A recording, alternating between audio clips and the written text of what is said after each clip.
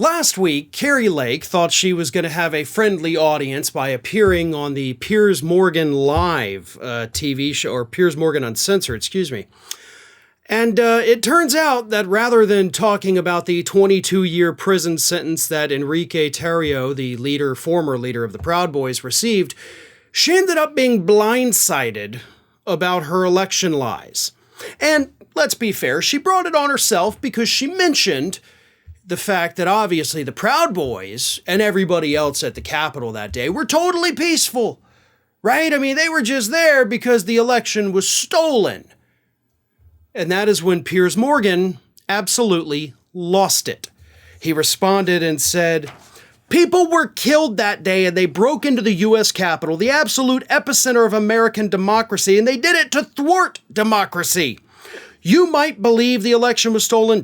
Donald Trump might believe the election was stolen, but actually most senior Republicans don't think it was stolen. Most Americans who go to the polls don't think the election was stolen. And actually, the enemy of democracy is not, as you're trying to paint it, the FBI. The enemy are people who genuinely propagate the myth of the stolen election, like you." Dang! Like, that is not what we would typically expect from a guy like Piers Morgan. But he wasn't having it. You know, Kari Lake then, of course, tried to double down and suggested the election was not fair.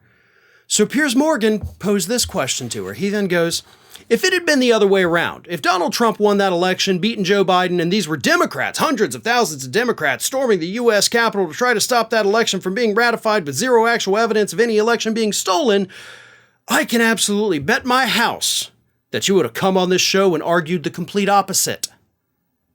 And Kari Lake responded, "If the November 3rd election would have been rigged and stolen the way it was against the Democrats, I would be appalled as an American. The evidence is coming out, and I know it's probably not being played in the UK, but it is coming out every day. More and more evidence is coming out about how bad 2020 was. The polls are showing that the majority of Americans now believe that the 2020 election was wrought with fraud." Of course, none of that is true.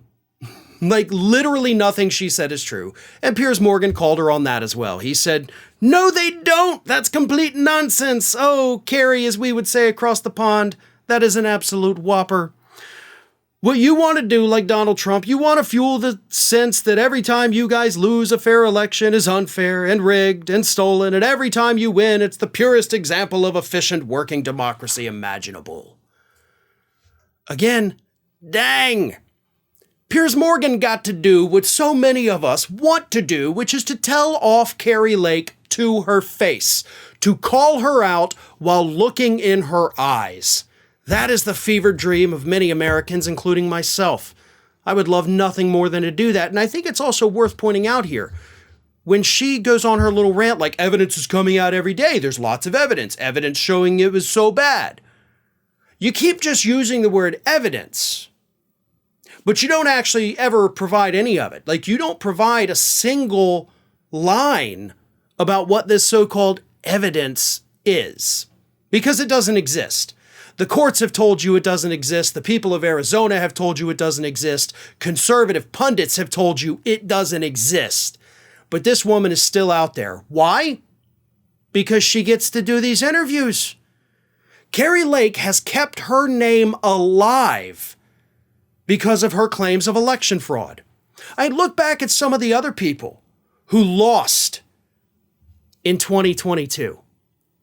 We don't talk about, like, we haven't talked about those people since then.